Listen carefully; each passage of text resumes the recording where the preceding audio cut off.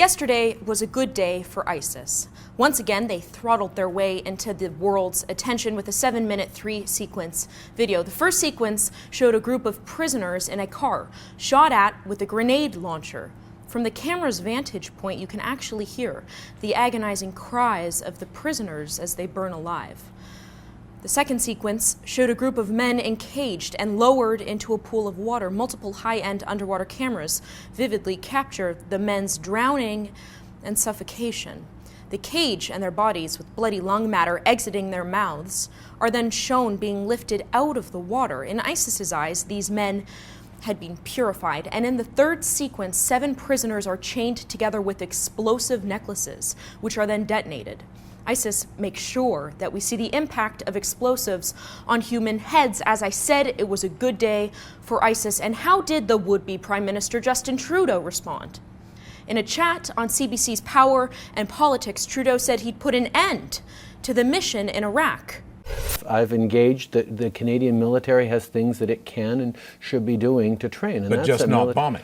Not a combat role, It's no. staying out of combat and staying far away from the front lines. I think 10 years ago, we learnt through the first Iraq War what happens when Western troops get involved in combat, and they don't necessarily, whether it's Libya or whether it's Iraq, it doesn't necessarily lead to the kinds of outcomes people would responsibly like to see.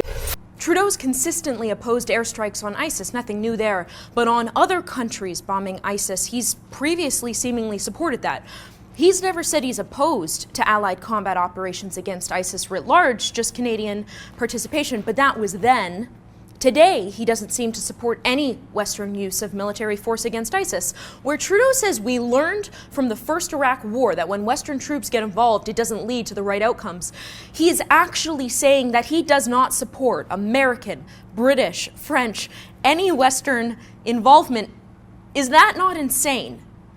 2 explanations here. Either Trudeau is such an empty vessel, he doesn't believe in anything, and he's just flailing to subjugate himself to radical stupidity, or he's actually quite radical in his ideas of foreign policy, perhaps because of his father's influence. Consider what his brother Sasha believes in, a filmmaker whose work is drenched in anti-American, anti-imperialist sentiment. Sasha's doc, entitled The New Great Game, whitewashed Iran's nuke program and was co-produced by Press TV, Iran's English language propaganda arm. You can't make this stuff up. Maybe beneath the surface, Trudeau is actually a radical anti-imperialist who believes all the problems in the world are of the West's own making. So let's just leave it to the locals to figure out and ignore the brutal reality of Islamist terrorism. Or perhaps his belief is rooted in the myth that Canadians are internationally loved as honest brokers. But let's be frank, a blue helmet won't stop ISIS from beheading you. The interview didn't stop there, though. But if you don't want to bomb a group as ghastly as ISIS, when would you ever support real military action as opposed to just training? Terry, that's a nonsensical question. Tell me, what about that question is nonsensical? Trudeau could have answered that question by circumventing it, by saying something like, I think we should be willing to use force sparingly, but if someone was to attack Canada, that's legitimate. He could have said that. Instead, he sneered and dismissed the question, because what else could he say? On its face, the question makes great sense. He knew that, but he also lacks the aptitude to outline serious policy proposals to serious policy questions. If Trudeau is a pacifist, he should come out and say so.